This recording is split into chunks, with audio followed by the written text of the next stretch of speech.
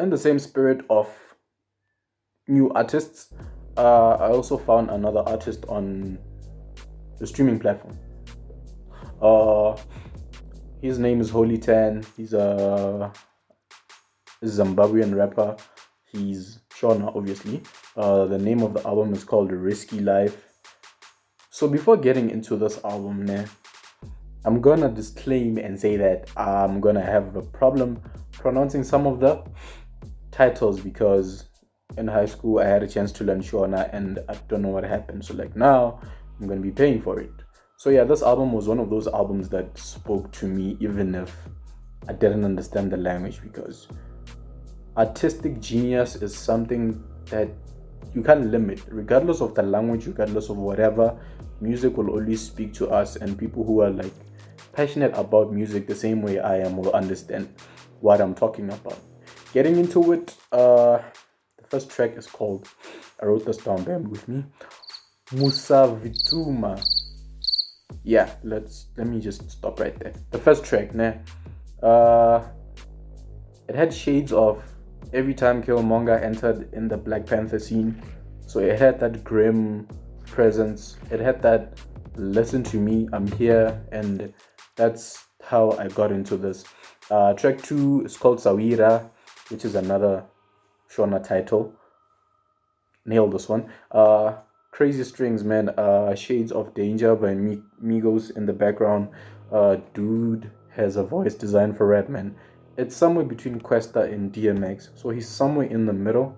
And if you listen to these two artists, you immediately understand what I'm talking about. The next track on this thing is called Time, featuring Daza D. It's one of the more aggressive cuts on this. It's aggressive, but then it still remains chilled. Another track on this cut is called Miss Please something. Yeah, voice switch. I like that. Mix of Shona and English continues, and then this beat, man, hits harder than, I'm gonna say it, the Nigerian Nightmare. Another track here is called Aura Zinoguneta. I nailed that one. Yeah, return of the deep voice, because the previous two tracks he was just rapping, I guess, normally in a normal voice. It's a set type of beat. It was gonna be more interesting if there was singing to it. So you're gonna be hearing this theme. There's some tracks where a chorus where someone sang, it was gonna be more lively, but I guess he was just going for something different. Hanging Nevaskana is another track on this thing. It's track 6. Full trap. Shona rap is slowly stealing my heart because it's so multi-faced and intriguing and makes you want to listen, even though half the time you don't understand what they're talking about, but you can kind of relate, if that makes sense. It's another beautiful mess on this thing. Sounds disorganized, sounds chaotic, but it doesn't take away from what it is. It still meshes up together beautifully, and you try to understand what the artist was going for, and you become part of that process. Another track on this thing is called Pandichamuka. Yeah, it's another track that I felt strongly needed singing. It was a beautiful track, but it needed more. It felt like something was missing, and I think the singing for the chorus could have made it even something way better than it is.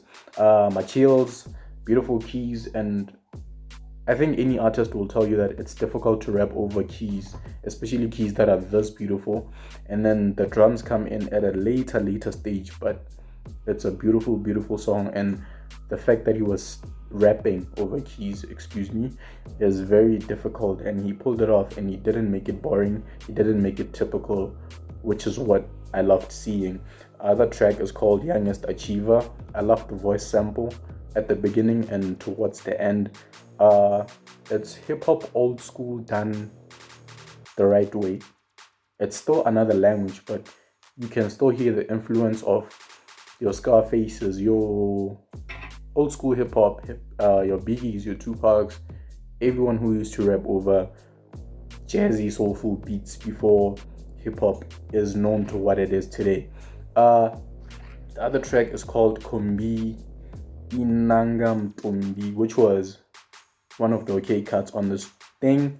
The other track is called Wakatuka Amai, which felt to me was hip hop's version of Whenever You're Ready, that song. I'm not sure if the title was Whenever You're Ready, but it felt like that, but it was like a hip hop rendition, which was appealing for me to hear. The last track on this thing is called Appetite, and I was so happy that it was Afro beats. I know Afro beats usually is dominated, no, it's dominant in Ghana and Nigeria, but the fact that in Zimbabwe it was also being done was nice. It was a nice, refreshing way for it to end this album. Anita Jackson comes through, and this lady can spit. She was spitting like nobody's business, and she gave Holy Ten a run for his money. So yeah, Holy Ten, again, new artist.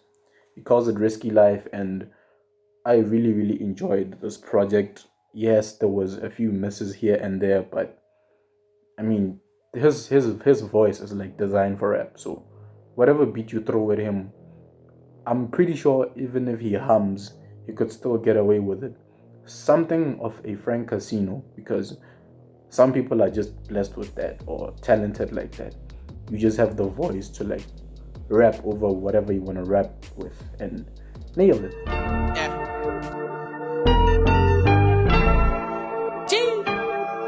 Yeah. Hey, step up in the building, I be shining, shining.